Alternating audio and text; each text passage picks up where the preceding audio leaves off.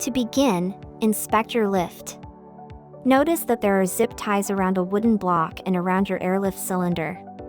We will remove them later, but don't disturb them now.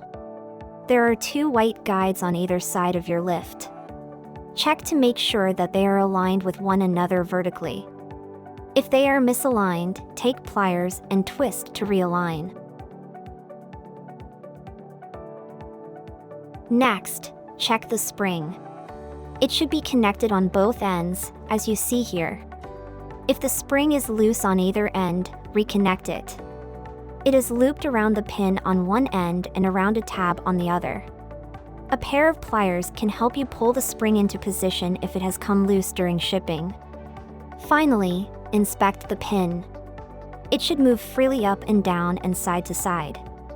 If it is stuck to the lift frame, contact customer service for assistance.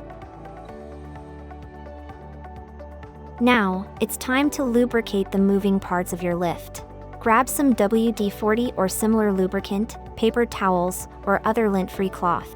Spray a small amount of lubricant on the lift rails and wipe them down with your cloth or paper towel. If you'd prefer to spray the cloth first and then wipe the rails, you can do that. Lightly spray a small amount of lubricant on the silver part of the airlift cylinder. Now move to the black pulley wheels, one on each side and one next to the wooden block. Lightly spray them and wipe off any excess lubricant. Spray the pin and spring as well.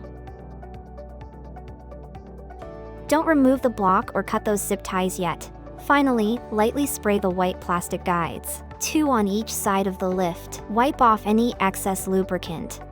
Attach the lift to the platform panel as described in your assembly manual. If your lift platform has a keyhole cutout, make sure that the back of the lift is facing the cutout. Don't touch the zip ties or wooden block yet. Guide the lift onto the rails using the white plastic guides.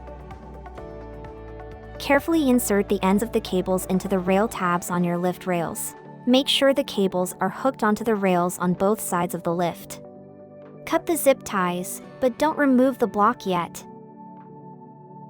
Lower the lift into the first lock position, you will hear a click.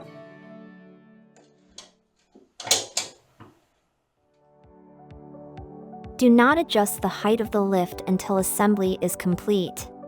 If you adjust the position of the lift before the top of the cabinet is securely installed, you risk the lift coming out and cables disengaging. This makes assembly difficult.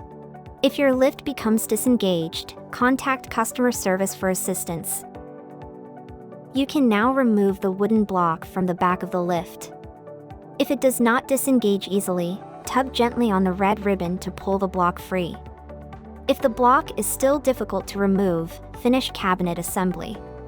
Once the cabinet is completely assembled, you can push your lift down into storage position, allowing the block to fall out. Congratulations! You have successfully installed your hydraulic lift. Happy sewing!